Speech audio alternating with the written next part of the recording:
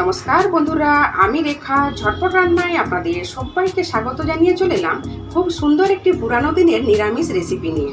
খেতে জাস্ট অসাধারণ হয় আর বানানোটা একেবারেই সহজ। গ্রাম্য ভাষায় যেটা বলে পটল পাতা কিংবা পলতা পাতা। তো চলুন রেসিপিটা শুরু করি। প্রথমেই দেখুন গ্যাসের ওভেনটা অন করে একটা কড়াই বসিয়ে দিয়েছি। কড়াইটা আমাদের হালকা গরম হয়েছে। এর মধ্যে দিয়ে দেব হাফ চামচ পাঁচফোড়ন। পাঁচফোড়নটা আমি শুকনো কড়াই ভেজে নেব। খুব সুন্দর একটা পুরানো দিনের রেসিপি, আপনারা অবশ্যই একবার ট্রাই করবেন। আশা করছি নিশ্চয়ই আপনাদের ভালো লাগবে। গ্যাসের ফ্লেমটা লোতে রেখে পাঁচফোড়নটা ভেজে নিয়েছি। সুন্দর একটা গন্ধ বেরিয়েছে। এইবার একটা প্লেটের মধ্যে নামিয়ে রেখে দেব, ঠান্ডা হয়ে গেলে গুঁড়ো করে নেব। এইবার কড়াইয়ের মধ্যে কিছুটা পরিমাণে সরষের তেল দিয়ে দেব।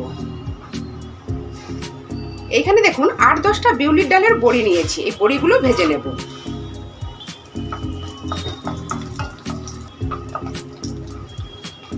বড়িটা আমাদের ভাজা হয়ে গেছে, তুলে নেব। দেখুন বড়িগুলো ভেজে তুলে নিয়েছি। আপনারা এর পরিবর্তে মুসুর ডালের বড়িও ব্যবহার করতে পারেন। এইবার বাকি তেলের মধ্যে দিয়ে দেব একটা তেজপাতা, এইভাবে দুভাগ করে দিয়েছি, আর দুটো শুকনো লঙ্কা। এইখানে দেখুন একটা মিডিয়াম সাইজের বেগুন এইভাবে ডুমো ডুমো করে কেটে নিয়েছি, আর দুটো মিডিয়াম সাইজের আলু এইভাবে কেটে নিয়েছি। খুব ভালোভাবে ধুয়ে পরিষ্কার করে নিয়েছি। আলু বেগুনটাই তেলের মধ্যে দিয়ে দেব। এইবার এর মধ্যে সামান্য পরিমাণে লবণ অ্যাড করে দিলাম, আর সামান্য হলুদের গুঁড়ো দিয়ে দিলাম। এইবার আলু বেগুনটা লাল করে ভেজে নেব। গ্যাসের ফ্লেমটা এই সময় মিডিয়ামে রাখা আছে। 2-3 মিনিটের জন্য ঢেকে দিলাম। দেখুন 2-3 মিনিট আমাদের হয়ে গেছে।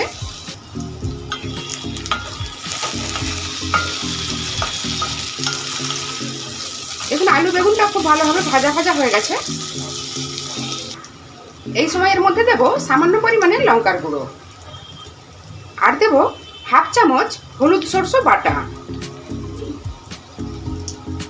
1 মিনিট নাড়াচাড়া করে নেব। এখানে দেখুন পটল পাতা কিংবা পলতা পাতা, আপনারা যেটাই বলেন না কেন, এইভাবে আমি কেটে নিয়েছি। দেখেই বুঝতে পারছেন কেমনভাবে কেটেছি। খুব ভালোভাবে ধুয়ে পরিষ্কার করে নিয়েছি। এবার এর সাথে দিয়ে দেব আলু বেগুনের সাথে সামান্য লবণ অ্যাড করেছিলাম, আর সামান্য পরিমাণে লবণ অ্যাড করে দিলাম।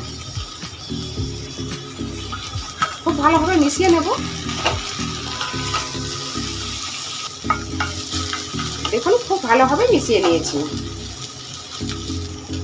পটল পাতাটা দেওয়ার পর বেশি ভাজাভাজি করার কোনো প্রয়োজন নেই। এবার এর মধ্যে পরিমাণ মতো জল দিয়ে দেব। পরিমাণ মতো জলটা দিয়ে দিয়েছি। এবার এর মধ্যে আগে থেকে যে বড়িটা আমি ভেজে রেখেছিলাম দিয়ে দিলাম। এরই সাথে সামান্য পরিমাণে চিনি অ্যাড করে দিলাম। আমার মিশিয়ে নিলাম ভালোভাবে। আমার শাশুড়ি মাকে এইভাবে রান্না করতে দেখেছি, সেটাই আপনাদের সাথে শেয়ার করলাম। এবার মিডিয়াম ফ্লেমে 5 মিনিট হতে দেব। দেখুন 5 মিনিট আমাদের হয়ে গেছে। একবার চেক করে নিই।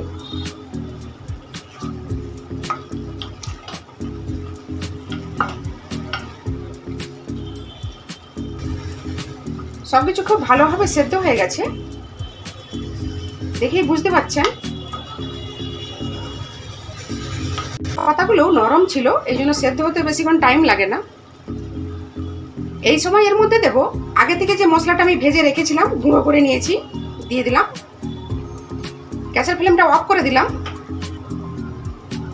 এবার খুব ভালোভাবে মিশিয়ে নেব। দেখুন খুব ভালোভাবে মিশিয়ে নিয়েছি। এবার ঢেকে রেখে 2 মিনিট রেস্টে রেখে দেব। তারপর আপনাদের সার্ভ করে দেখাচ্ছি। দেখুন 2 মিনিট আমাদের হয়ে গেছে।